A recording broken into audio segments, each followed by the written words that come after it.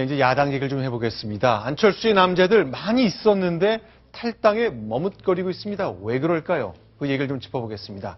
또 탈당하지도 않고 또 업무로 복귀하지도 않는 이종걸 원내대표의 모습도 지켜보면서 오늘의 야당 정치 점검해 보겠습니다. 일단 오늘 안철수 대표 호남에 내려갔죠? 네, 그렇습니다.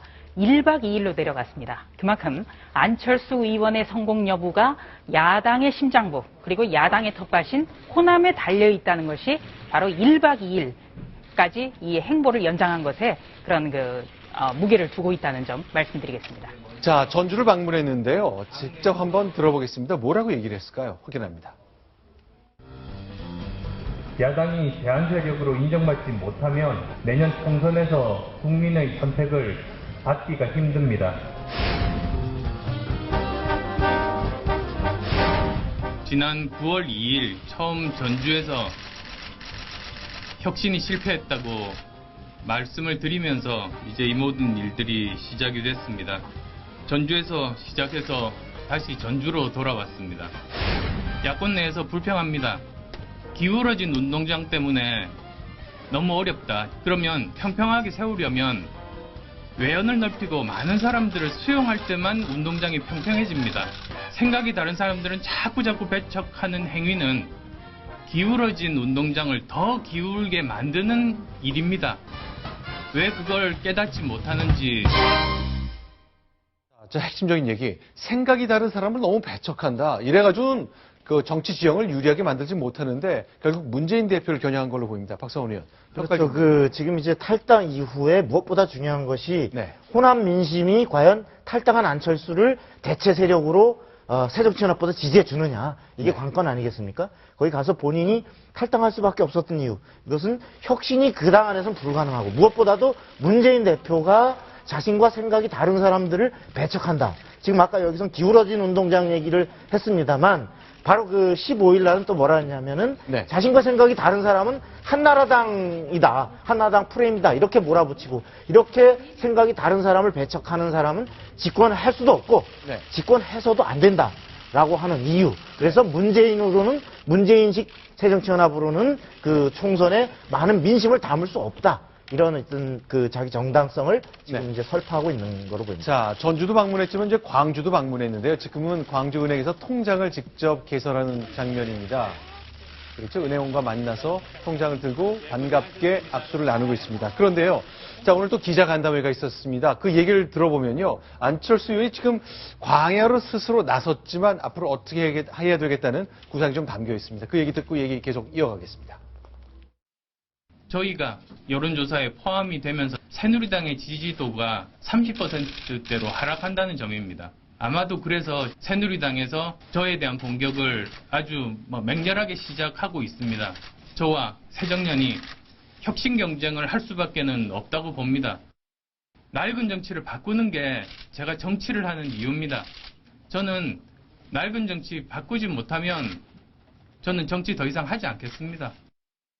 제가 말씀드린 연대의 3대 원칙, 이런 분들과는 함께하지 않겠고 그를 제외한 모든 분들과 함께하겠다. 그 약속 그대로 지키겠습니다. 낡은 정치를 바꾸지 않으면 난 정치를 그만두겠다. 단호한 의지를 밝힌 겁니다. 조 차장 어떻게 좀 들으셨어요? 네, 한마디로 말해서 네. 이 낡은 정치를 왜 썼을까 좀 궁금해할 수 있는 대목인데요. 네. 새정치민주연합을 탈당할 때 그리고 새정치민주연합을 향해서 9월부터 계속해서 이건 아니다라고 외쳤던 게 네. 낡은 진보의 청산이었거든요. 네. 그렇기 때문에 낡은 정치를 바꾸면 그러니까 새정치민주연합을 대안하는 어떤 정당을 갖추지 못하면 떠나겠다. 이 얘기는 승리하리라는 어떤 전제가 깔려 있기도 하고요. 네. 대쇠전을 친 걸로 봐야겠습니다. 네. 자, 그래서 오늘 최근에 계속 이어지는 겁니다만 이런 사람은 내가 절대 사퇴하겠다. 그러니까 나와 정치를 같이 할 수 있는 사람의 기준이랄까 이런 걸 제시했군요. 네, 그렇습니다. 이 3대 원칙은 이제 그저께 네. 이틀 전에 부산에 가서 내놨는데요. 네. 예, 첫 번째는 갑질로 국민 마음에 상처 준 사람. 최근에 특히 친노계 의원들의 이 갑질이 문제가 됐었죠. 네. 그걸 생각하시면 되겠고요. 두 번째는 생각이 다르다고 해서 형용 모순이라든지 네. 새누리당 프레임을 더 씌우려 한다든지 네. 이렇게 비판하는 사람, 이 사람은 안 된다. 그러니까 한마디로 친노는 안 된다. 네. 이런 주장으로 풀이가 될 수 있습니다. 네. 그리고 세 번째는 기득권을 위해 일하는 사람. 네. 이 기득권에 대해서는 문재인 대표와 굉장히 생각이 다른데요. 네. 문재인 대표는 자신에게 대표직을 내놓으라는 사람, 비주류 진영을 향해서 기득권을 챙기기 위한 세력이라고 규정을 하고 있는데, 안철수 의원은 역시 친노와 그동안의 발언을 모두 종합해보면 친노와 486을 기득권을 위해 일하는 사람, 그리고 나와 다른 생각을 배척한 사람, 그리고 갑질하는 사람, 이렇게 보고 있습니다. 자, 그럼 좀 질문을 같이 더 공이 드려야 될 것 같은데, 이런 기준에 부합해서 지금 새정치민주연합 내부에 있는 의원들 중에 이거 나 가면 안 되겠다 싶은 그런 분들이 좀 있을까요? 동아일보 기준으로 보면은 네. 현역 국회의원은 다 없는 것 같은데. 왜냐하면 선거구 획정 관련해서 네. 국회의원들 여야가 모두 다 국민을 상대로 갑질을 한 거기 네. 때문에 네. 아무도 없는 것 같은데. 네. 그러니까 안철수 의원이 굉장히 어렵게 포장을 했습니다만 네. 한마디로 친노와 486을 빼면 누구나 함께 같이 할 수 있다. 이렇게 네. 정리할 수 있습니다. 네. 자, 일단 오늘 안철수 의원과 그동안 정치적 교회를 같이 했던 의원 3명이 당을 떠났습니다. 자, 그런데 이제 문병호 비서실장 그리고 유성엽, 황주홍과 같은 전남, 전북 도당 위원장들인데 그냥 제 느낌에는요. 이게 따라 나서는 탈당하는 현역 의원들이 이제 좀 작은 것 같다 하는 느낌이 좀 들거든요. 네. 당내에서는 어떻게 보고 있습니까? 그러니까 이런 거죠. 비주류가 지금까지 왜 비주류냐? 주류를 한 번도 안 해왔기 때문에 자신감이 없습니다. 그리고 이 비주류의 가장 큰 문제점은 구심력이었고 네. 모래알같이 흩어졌기 때문에 지금까지 어떤 주류, 문재인 대표가 비판을 하더라도 가만히 있었던 거죠. 네. 오늘 이렇게 문병호 의원과 유성엽, 황종 의원 네. 지난주부터 이미 탈당이 예고돼 있습니다만 다만 한 가지 조금 늦어진 것은 네. 유성엽 의원과 황종 의원은 안철수 계보가 아닙니다. 네. 그렇죠? 예. 그리고 안철수 의원의 탈당 이전에 앞서서 문재인 대표의 어떤 그 독식이라든지 네. 개파 이기주의를 강하게 비판하면서 탈당을 원래 하려고 했다가 어떻게 보면 안철수 의원의 탈당 때문에 마치 안철수 의원의 탈당으로 인해서 같이 탈당하게 되는 모양새가 됐거든요. 네. 이 점 때문에 두 분은 다른 독자 행동을 하려다가 네. 이 문병호 의원이 제발 함께하자. 네. 이렇게 하면서 다소 늦어졌다고 제가 알고 있습니다. 자, 그러니까 사실 이제 우리는 단순화시키면 이제 새정치민주연합 안에 주류와 비주류로 나눴지만 비주류 내에도 너무너무나 다양한 그룹들이 있는 거잖아요. 네. 그러니까 한 목소리 내긴 참 힘들겠네요. 그렇습니다. 그리고 또 비주류 중에는 네. 수도권 의원들이 있는데요. 네. 이 수도권 같은 경우는 무조건 3당 체제가 될 때는 선거에서 매우 불리하기 때문에 네. 지금 아무리 어떤 그 주류 측의 공세가 심한다 하더라도 조금 더 지켜볼 수밖에 없다는 그런 호소를 하고 있습니다. 이제 황교안 의원이나 유성엽 의원 같이 네. 직접적으로 그 안철수 의원의 비서실장을 지낸 문병호 의원과 달리 직접적으로 안철수 계라고 할 수 없는데도 탈당을 하는 저분들은 나는 무소속으로라도 네. 말하자면 혈혈 단신으로라도 이 새정치연합 안에 있는 것보다는 내 혼자 무소속으로 뛰는 것이 당선에 오히려 낫다. 이런 그 자기 확신이 있는 분들이고요. 네. 지금 많은 그 호남의 비주류 의원들은 저분들과는 달리 말하자면 당이라는 그 울타리 안에서 어떤 당선됐고 네. 그리고 당이라는 울타리를 떠났을 때 지금 안철수라는 정박지가 네, 네. 과연 확고한 당을 만들 것인지 네. 그리고 어떤 당으로 어떻게 기치를 들고 끝까지 갈 것인지 내가 저분과 함께 죄송합니다. 죄송합니다. 예. 저분과 함께 이제 가끔 의원들이 그런 말을 쓰는데 네, 그런 말을 씁니다. 저분과 함께 한 배를 타서 정말 죽어도 같이 죽고 살아도 같이 죽겠다고 내가 몸을 던질 만한 가치가 있는 것인지에 대한 확신을 하지 못하는 상태이기 때문에 네. 그 탈당 이후에 지지율을 관망하고 많은 부분들이 지금 그 당 안에서 문재인 대표 비판만을 거듭하는 이 상태로 가고 있는 거죠. 네, 제가 박성원 논설위원 금방 말씀하신 거에 잠깐 짧게 첨언을 하면요. 정말 지역구에서 어떤 당에 얽매이지 않고 자신 있는 분들이 나갈 수 있는데 네. 이것을 따지기가 굉장히 불리한 의원들이 많은 겁니다. 네. 유성엽 의원 같은 경우에는요. 왜 탈당을 했느냐? 호남에서 무소속으로 2번이나 당선된 첫 기록을 가진 분입니다. 아하. 네. 당 떠나도 난 당선될 수 있다. 그 그렇습니다. 얘기네요. 그렇기 때문에 전부터 탈당을 공언해 왔고요. 네. 황종 의원 같은 경우에도 강진 군수를 여러 번 무소속으로 했습니다. 그렇기 알겠습니다. 때문에 네. 이 무소속으로 자력으로 당선된 분들은 탈당을 조금 덜 겁내는 거죠. 근데 궁금한 게요. 이제 지난번 3년 전입니다만 대통령 선거 시절에 나는 안철수와 함께 하겠다고 당을 떠났던 유일한 현역 의원이 송호창 의원이잖아요. 네.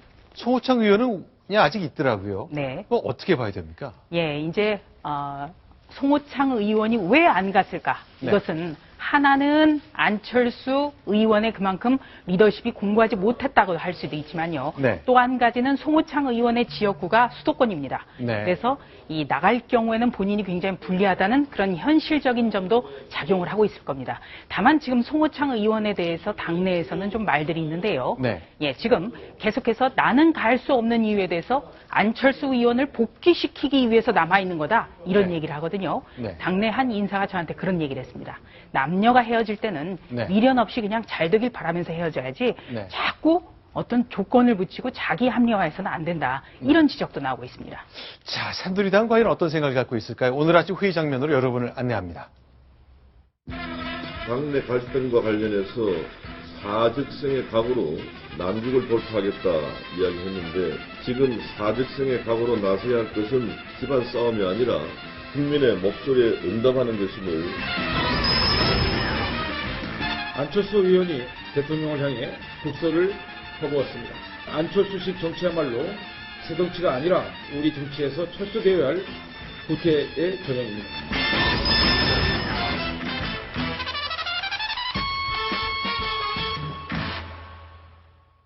자, 지금 앞서 얘기해 드린 것처럼요. 내가 나서니까 새누리당의 그러니까 3파전 구도가 형성되면서 새누리당 지지율이 30% 떨어졌다. 새누리당이 긴장을 하고 있는 거잖아요. 긴장하고 있죠. 오늘 나온 그 리얼미터 조사, 네. 14일서부터 16일 사이에 이루어진 조사를 보면 새누리당 지지율이 그 30%대로 떨어지고, 네. 오히려 지금 그 새정치나 문재인 대표의 네. 지지율은 좀 오르는 네. 이런 흐름을 보였는데, 네. 이것은 무엇보다도 안철수가 별도의 정치 결사체를 지향해서 나갔다. 네. 그러면 새누리당이 뭔가 뭐 이렇게 지지하기가 좀 그렇지만 네. 그냥 대안이 없어서 네. 차악으로 네. 그냥 지지하고 있었던 중도층이 네. 일부가 안철수라는 새로운 세력에게 기대를 걸어보자. 네. 이렇게 빠져나가는 네. 이런 측면이 있고, 네. 그 문재인 대표나 이 새정치연합으로서는 전통적인 그 지지층, 특히 친노 지지층이 기존에는 뭐 그냥 좀 이완돼 있었다면 네. 이제는 확고한 위기의식으로 문재인 대표의 확실한 그 새정치연합으로 그 결집하지 않으면 큰일 나겠다. 이런 위기의식, 이런 것들이 작용하고 있기 때문에 네. 새누리당으로서도 네. 상당히 긴장을 안 할 수 없는 거죠. 자, 그러면요. 이제 많은 사람이 관심 갖는 것이 또 이종걸 원내대표입니다. 왜냐하면 문재인 대표랑 굉장히 대척점이 있었지만 특별하게 현재로서는 액션을 취하지 않고 있거든요. 이종걸 원내대표의 상황은 어떨까요? 역시 영상으로 준비해봤습니다. 많은 흠결이 있는 최고위입니다. 최고위에 나가서 오히려 그 기능과 흠결을 보완하는 것이 저에게 적절치 않다고 생각합니다.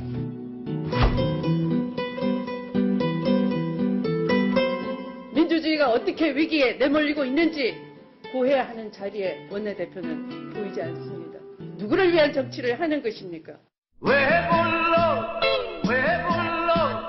돌아서져 가는 사람. 야권의 사태 해결하는데 원내대표는 막중한 책무가 있습니다.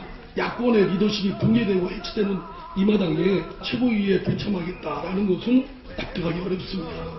돌아질 땐 무정하더니 왜 당대표 중심으로 최고위원회가 현재 반통합 분열로 나가고 있는데 참석 건의라면 저는 그렇게 할 수 없다. 이제 다시는 나를 부를지도 못. 자, 이종걸 원내대표. 9일부터는 이제 원내대책회의는 자신이 주재하니까 참여하지만 문재인 대표가 주재하는 최고위원회는 들어오지 않고 있는데 전혀 돌아갈 생각이 없어 보이네요. 네, 오늘 기자간담회를 갖고 최고위에 계속 불참하겠다. 흠결이 많은 최고위다라고 얘기를 했지만요. 이종걸 원내대표에게 좀 고언을 해드리고 싶습니다. 지금 최고위 보셨던 것처럼 주류 최고위원들만 지금 앉아 있습니다. 비주류 측의 주승용 최고위원도 사퇴를 했기 때문에 이종걸 원내대표는 아주 당연직으로 최고위원이거든요. 네. 이종걸 원내대표 도와줄 사람은 없을 겁니다. 그러나 국민이 보고 있는 데서 이렇게 저희가 매일 최고위원 공개 발언 때는 카메라가 가거든요.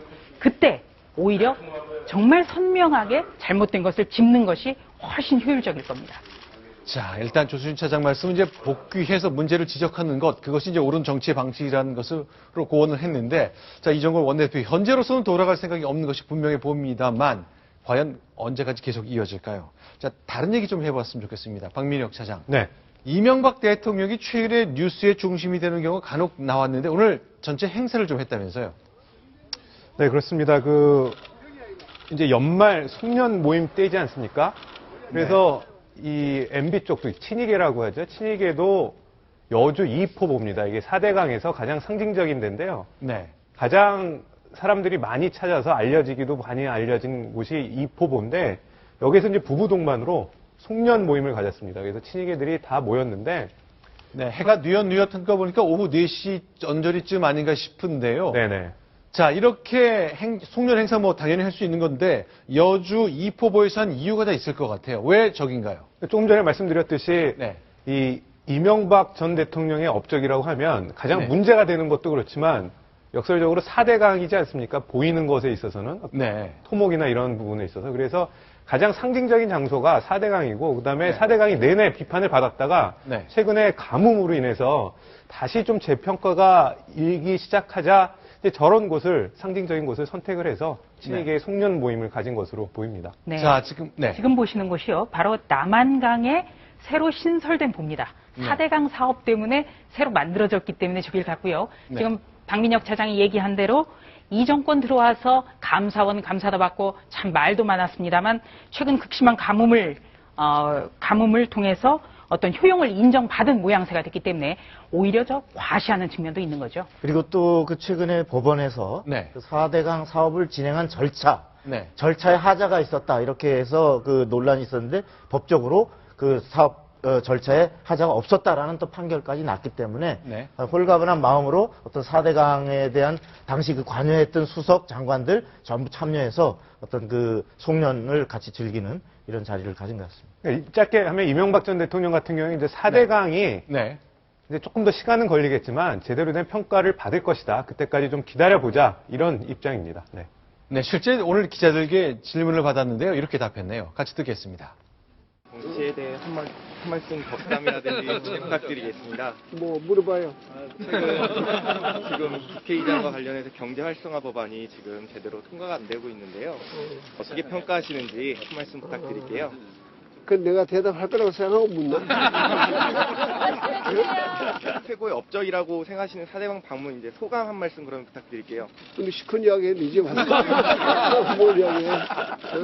우리끼리 모여서 내 생일 축하한다 그러는데 뭐 생일 축하 말은 없고 다른 이야기 하면 안 되니까 이 정도 합시다. 네, 지금 자, 생일이라고 얘기했는데요. 12월 19일이 이명박 전 대통령한테 의미가 있습니다. 네, 네. 결혼기념일이고 생일이고 그다음에 대선에서 이긴 날이기 때문에 네. 네, 자, 이명박 대통령 표정을 오랜만에 봤는데, 이제 과거하고는 많이 달라지게 좀 밝아진 표정을 보았습니다. 자, 가뭄 때문에 생긴 4대강에 대한 재평가 분위기 때문이 아닌가 싶은데요. 자, 여기까지 정치 얘기를 좀 정리해봤으면 좋겠습니다. 자, 청와대 출입하는 박민혁 차장, 지금까지 말씀해 주셨는데 또 제작 때문에 가셔야 되니까 여기서 좀 인사를 드리겠습니다. 네. 고맙습니다.